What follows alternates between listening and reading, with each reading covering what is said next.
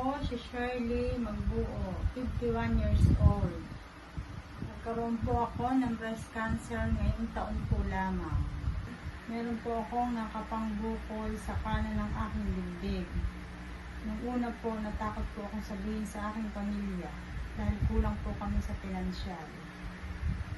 Nagpa-check up po ako dito sa amin sa Batangas. Ang sabi po doon sa bukol ko, sis lang daw po. O operahan daw po.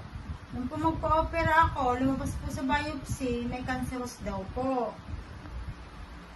Tinulungan po kami ni Ma'am Lenny Pantohat. Pinakilala po kami kay Dr. Hoson.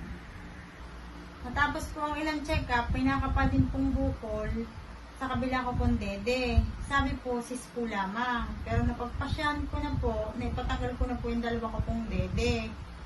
Sabi po ni Dr. Hoson, sa PGH daw po niya ako operahan.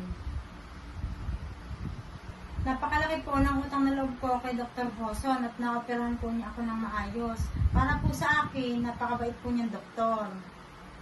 Pati na rin po sa aking amo at sa kanyang kapatid, sa tulong po na pinansyal. Gusto po ako nagpapasalamat sa aking pamilya, sa kanila pong suporta, at sa aking pong mga kakilala, na wala pong sawang nagdasal para sa akin. Sa lahat po ng aking pinagdaanan, nakaramdam po ako ng takot. Pero nanalig po ako sa Panginoon Diyos na hindi niya po ako pababayaan. Lahat pong ito pinagpapasalamat ko sa Panginoon dahil tinuro po niya ako sa mga taong buong pusong tumulong sa akin. Sana po ay maging inspirasyon ito sa inyo na huwag matakot at magtiwala sa Panginoon na tutulungan niya kayo kahit ano pa ang inyong pinagdadaanan.